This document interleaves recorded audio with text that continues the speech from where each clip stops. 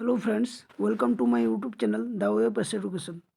So friends, প্রথমে বলি যে একটা গুরুত্বপূর্ণ আপডেট এসছে, সেটা হচ্ছে আমাদের এই ডাব্লিউবিপি পুলিশের রিক্রুটমেন্ট নিয়ে। এখানে দেখো আপডেটটা খুবই গুরুত্বপূর্ণ, যে কি বলছে দ্রুত নিয়োগে একটি চাই, এবং এই নিয়োগের জন্য কি পরীক্ষা কনস্টেবলদের কি বলছে নিয়োগের একটা পরিবর্তন এসছে।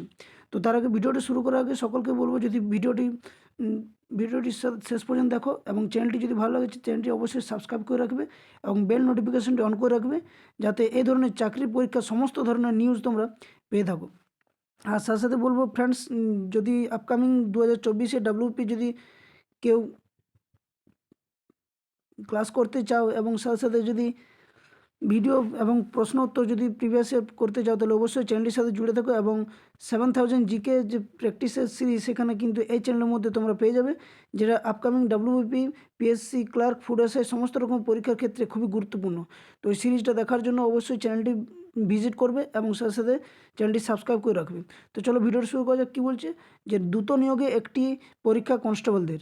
এখানে কি বলেছে দেখো, তারপরে যে এখানে দেখো একটা পেপারের মধ্যে দিয়ে দেওয়া হয়েছে যে কনস্টেবল পদে নিয়োগে দ্রুত করতে চাইছেন রাজ্য পুলিশের কর্তারা। এর জন্য প্রাথমিক এবং মূল লিখিত পরীক্ষার বদলে একটি লিখিত পরীক্ষা করতে গত মাসে একটা প্রস্তাব পাঠানো হয়েছে নবান্নে। এবং সূত্রের খবর কি, যে কনস্টেবল পদে 12,000 নিয়োগ হবে। অর্থাৎ তোমরা খুবই একটা গুরুত্বপূর্ণ 2024-এ অপরচুনিটি, যে 12,000 নিয়োগ করা হবে এখানে বলা হয়েছে আপকামিং যে কনস্টেবলের জন্য। আর কি বলেছে, যে সেক্ষেত্রে কি বলেছে, যে তার দ্রুত শেষ করতে দুটির বদলে একটি পরীক্ষা করতে চাইছেন পুলিশ কর্তারা। এবং নবান্নের সূত্রে খবর, যে বর্তমানে কনস্টেবল নিয়োগের প্রথমে প্রাথমিক লিখিত পরীক্ষা হয় এবং তারপর শারীরিক মাপযোগ ও দক্ষতা পরীক্ষা উত্তীর্ণ হলে লিখিত পরীক্ষা হয়। তাতে কি হয় না, তাতে কি দেখা যায় দেখো, যে তাতে বলছে পাস করলে বলছে মৌখিক পরীক্ষা। এবং এক সরকারি কর্তা জানান যে পুরো প্রক্রিয়া প্রশিক্ষণ এবং পর্ব শেষ করতে 6 মাসের বেশি সময় লেগে যায়। তাহলে কি বলছে, যে সময় বেশি লাগার জন্য কিন্তু একটা পরীক্ষা। তো আপকামিং যে পরীক্ষা 2024-এ ভ্যাকেন্সির জন্য খুবই একটা গুরুত্বপূর্ণ খবর এবং একটা খুশিরও খবর বলা যায়, যে একটা পরীক্ষার মধ্যে দিয়ে জিনিসটা শেষ করতে এখানে চাইছে সরকার। এখানে দেখো কি বলছে, যে এই নিয়োগের ক্ষেত্রে এই নিয়োগ পরীক্ষা শেষে কনফার্ম তালিকার সঙ্গে রিজার্ভ তালিকা রাখার কথাও বলা হয়েছে প্রস্তাবে। এবং সূত্রের খবর কি বলছে, যে কি বলছে না, গত বছর প্রায় 8,500 কনস্টেবল নিয়োগ করা হয়েছিল রাজ্য পুলিশে। সব প্রক্রিয়া শেষ করে প্রশিক্ষণের সময় দেখা গিয়েছে উত্তীর্ণ তালিকা বেশ কয়েকজন তাতে যোগদান করেনি। অর্থাৎ এটাও দেখা যায় যে অনেকেই যোগদান করতে চায়নি, যার ফলে ওই আসন ফাঁকা রেখেই প্রশিক্ষণ শুরু হয়। পুলিশের একাংশের দাবি তা এড়াতে এই রিজার্ভ তালিকা তৈরি করা হবে।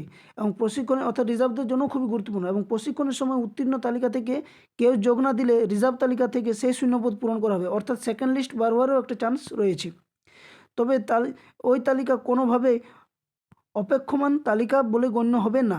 প্রশিক্ষণ শুরু হয়ে গেলে ওই রিজার্ভ তালিকার কোনো কি বলছে ওই রিজার্ভ তালিকার কোনো কি বলছেন না, কোনো বিশেষ প্রস্তাব এখানে পাঠানো হয়েছে। এবং 12,000 থেকে 15,000 12,000-এর মধ্যে 15% বলছে সিভিক ভলেন্টিয়ারদের জন্য সংরক্ষিত করা হয়েছে, যেটা আগে কথা ছিল 10%। অর্থাৎ সিভিকদের জন্য একটা খুবই গুরুত্বপূর্ণ এবং খুশির খবর। তাছাড়া কি বলছে, প্রস্তাবে প্রাক্তন সেনাকর্মীদের জন্য 5% সংরক্ষণ রেখে তাদের বয়স এবং শারীরিক দক্ষতায় ছাড় দেওয়ার কথা বলা হয়েছে। তো এই ছিল তোমাদের ভিডিও আজকের, যেটা খুবই গুরুত্বপূর্ণ আপডেট, যে একটাই পরীক্ষা সরকারের নেওয়া সিদ্ধান্ত। তো দেখা যাক কতটা ঠিক হয়, এবং তোমরাও কমেন্ট করে জানাও যে এই দ্বারা তোমাদের কি কোনো ভালো হচ্ছে না খারাপ হচ্ছে, এবং কতটা তোমরা এটা শোনার পরে তোমরা আনন্দিত হয়েছো। তো এটাই ছিল আপডেট। ভিডিওটি শেষ পর্যন্ত দেখার জন্য সকলকে অসংখ্য ধন্যবাদ। ভিডিওটি সকলকে শেয়ার করে দাও এবং লাইক করো ভিডিওটি, এবং সাথে সাথে চ্যানেলটি সাবস্ক্রাইব করে রাখো, যাতে এই ধরনের আরও পরবর্তী নিউজগুলো পাওয়ার জন্য। ওকে, থ্যাংক ইউ, ধন্যবাদ।